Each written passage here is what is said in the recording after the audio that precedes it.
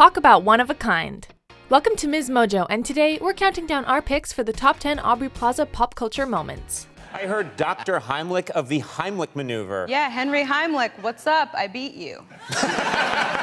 Before we begin, we publish new content every day, so be sure to subscribe to our channel and ring the bell to get notified about our latest videos. For this list, we're taking a look at award shows, interviews, and other instances where Aubrey Plaza showed why she's one of the funniest celebs in the business. To me, this is the most horrifying clip I've seen all day, because it's more of a psychological kind of horror. Number 10. Everything she posts on social media. Social media was made for people like Aubrey Plaza. That is to say, people with acerbic wit and no filter who don't mind stirring the pot for the enjoyment of the masses. I find anything in all caps really funny. I love the idea that someone is screaming at all times. Her Twitter and Instagram feeds read like the ravings of a madwoman, and we totally love it. Some of her greatest hits include tweeting at Barack Obama to come over, posting a pic of herself creeping on people, and pretending to be a witch at the Wizarding World of Harry Potter, and harassing Anna Kendrick with pictures of Hillary Clinton.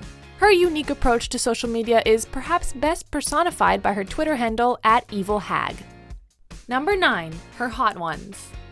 No matter who interviews her or how probing the questions are, there's no cracking Aubrey Plaza's deadpan demeanor. Well, maybe spicy hot sauce covered chicken wings can do the trick. It'd be really not satisfying if I had just no reaction to any of these wings, right? Or not. On this Hot Ones, Aubrey Plaza regaled us with tales of scaring Adam Scott with a toilet goblin on the Parks and Rec set, as well as which props she stole after her time as April Ludgate. Well, I stole Janet Snakehole's cigarette holder. So I have that. I keep that in my backpack at all times in case I need it. Oh, I have Andy Dwyer's aviators, and I don't take care of them at all. They're just flung in a drawer in my kitchen. I could probably sell those someday. If you want to hear Plaza do an Adam Sandler impression, set the scene for that time she hugged the giant Jeff Goldblum statue, or intentionally snort milk up her nose, then this is the video for you. God, that felt good. Did that help? Yeah, she's gonna do that one more time. You could say this interview is her greatest performance yet. Tears and everything. R.I.P. Grumpy Cat, R.I.P. I tell myself before every interview, be normal, Aubrey. Just be likable. Get in there, show them what you got, and get out. And somehow it just always goes south. Number 8. When she was a guest judge on RuPaul's Drag Race All-Stars. I love the Vogue so much. I felt like it was a weird, birds of death nightmare that I never wanted to end. RuPaul's Drag Race and its spin-off series RuPaul's Drag Race All-Stars both regularly feature celebrity guest judges. From Lady Gaga and Vanessa Hudgens to Raven-Symoné and, of course, Aubrey Plaza. You don't have to show a lot of skin to be sexy, and those suits were so hot. The latter appeared in the Season 2 episode Family That Drags Together and kicked things off by describing how happy she was to be there, in a hilariously morbid way. Upon being introduced, Plaza quipped, "Thanks, this is the best day of my life. I'm killing myself tomorrow." Never one to mince words, Plaza clearly enjoyed her time on the show. Maybe a little too much. Number 7. When she told Ellen DeGeneres about her royal dog. She's a Dutch royal dog. She's a dog that was bred for Dutch royalty in the 18th century or something. Where did you get her? Aubrey Plaza stopped by the Ellen DeGeneres show in 2018 to discuss, of all things, curling and dogs. In true Plaza fashion, the actress delves into an extremely dry yet humorous description of practicing the ice-based sport with her boyfriend. My boyfriend was really obsessed with curling, and they have a new category of mixed doubles, and a lot of the couples were actually couples in real life, so he had it in his mind that we should get really good at curling and go to the Olympics. The conversation then does a 180, with DeGeneres asking Plaza about her dogs, one of which is apparently Dutch royalty. Yes, you heard that correctly. According to Plaza, her dog Frankie is a Quaker Hound, a breed of dog that became popular with Dutch royalty in the 17th and 18th centuries. In Plaza's words, Frankie is a, quote, royal ghost dog that belongs in a castle. And then she went into a construction site and was hiding, and then they found her there. So she's actually belongs in a castle. Hey, when you're a one-of-a-kind actor like Aubrey Plaza, you need a dog to match. Number 6. When she discussed her first meeting with Donald Trump. What is happening here? What is So this? let me tell you a little story about a girl named Aubrey Plaza.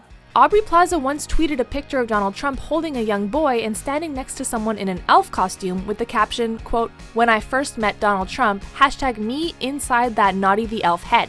The picture, which clearly needs more context, finally got some when Plaza sat down for an interview with Stephen Colbert in 2016. There was an event, and my boss at the time said, "The only thing you have to do tonight is to get a picture with Donald Trump. That's all I need you to do. Do it or you're fired." The late-night talk show host produced the photo, leading Plaza to launch into a story about how she used to work as an event mascot in New York City. At one particular event, her job was to get a picture next to the future US president. Clearly, she succeeded, though not in the way you were probably expecting. And I finally just kind of put my creepy elf arm around him and just forced him in there and got that picture, and the rest is history. And the rest is history. Number 5, when she showed us the last thing on her phone. The last photo I took was me dressed up as a squirrel with a nut hanging in my mouth. And I will not explain this. While promoting their film Mike and Dave Need Wedding Dates, Aubrey Plaza, Anna Kendrick, and Adam Devine sat down with Wired for a last thing on your phone interview. The castmates were asked to show things like the last picture they took and the last text they sent. Naturally, Aubrey Plaza's phone housed the most tantalizing information. One of her last internet searches was how to hide a body, and her most frequently used emojis included a skull and a fried egg. How to hide a body. That's in there. Bill Pullman sex scene. And the first thing that shows up is The Last Seduction, which I haven't seen. All 3 of these celebs are naturally funny, and the content of their cell phones reflected this. However, we gotta hand it to Plaza, whose phone perfectly encapsulated the kind of person she is.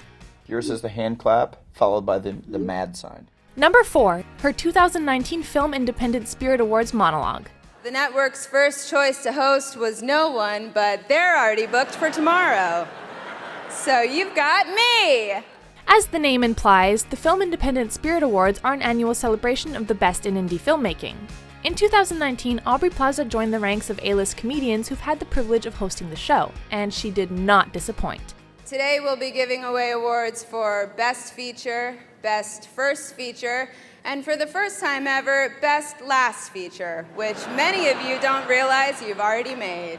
She kicked things off with a star-studded opening skit that saw her teaming up with the likes of Sharon Stone, Marissa Tomei, and Christina Ricci to, quote, reject commercial cinema and banish shitty sequels and lazy reboots. I mean, you said there was going to be a party, not some white girl shit. Well, I'm sorry that you showed up early, okay? I'm doing my black magic ceremony to banish shitty sequels and lazy reboots. Things only got better once Plaza had the stage to herself. Her deadpan delivery and willingness to go after everyone and anyone made her an ideal host.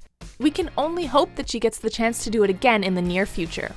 And by the way, Paul, we both worked with the great Robert De Niro. You in Taxi Driver and me in Dirty Grandpa. One was a character study that changed cinema, and the other, he drove a cab or something. I don't know, I didn't see it. Number 3, her ASMR video. I mess with my hair a lot, so this is just one thing I like to do. But I do this all the time when I'm anxious or really uncomfortable.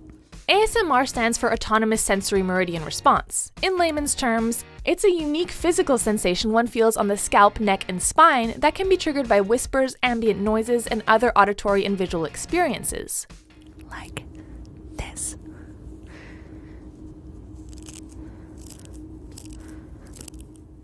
Lately, ASMR videos have been cropping up all over YouTube, with Aubrey Plaza taking part in one of her own in 2018.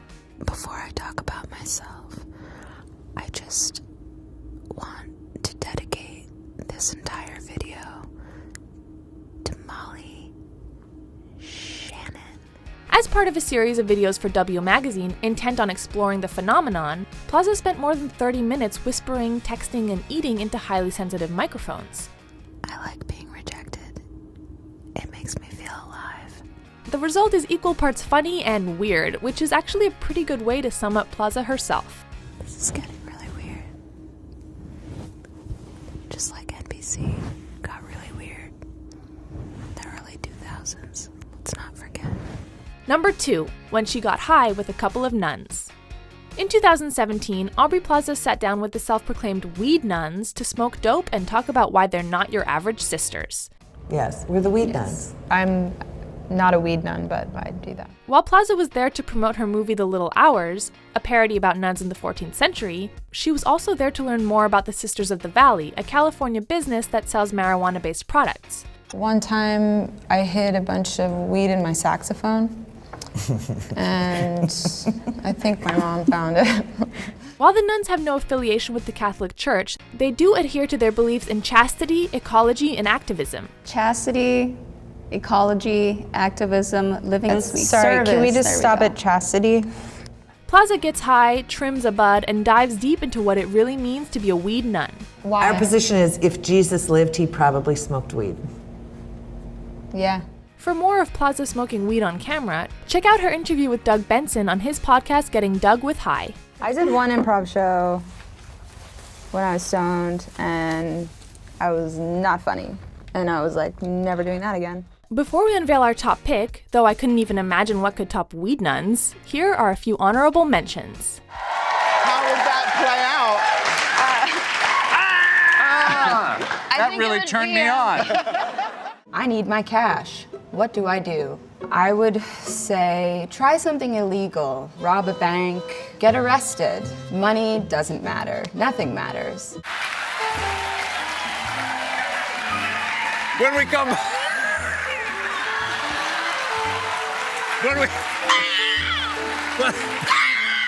And then I just went there and I just like threw the script out and just looked into the camera and said a bunch of like really dirty things.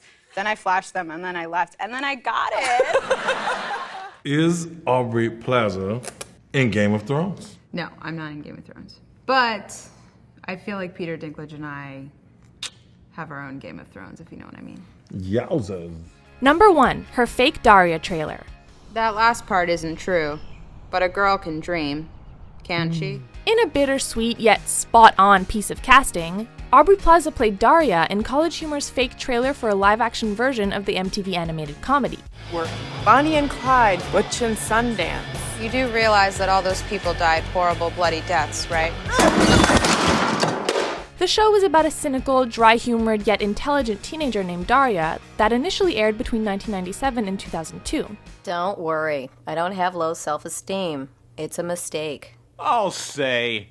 I have low esteem for everyone else. While fans of the show were disappointed to learn that the trailer wasn't real, they couldn't help but cheer for Plaza's portrayal of the character, whose personality mirrors the actors in so many ways it's creepy.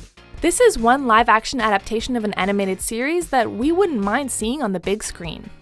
We've all gone our separate ways since graduation, but we'll forever be united by the deep emotional scars this place has left us with.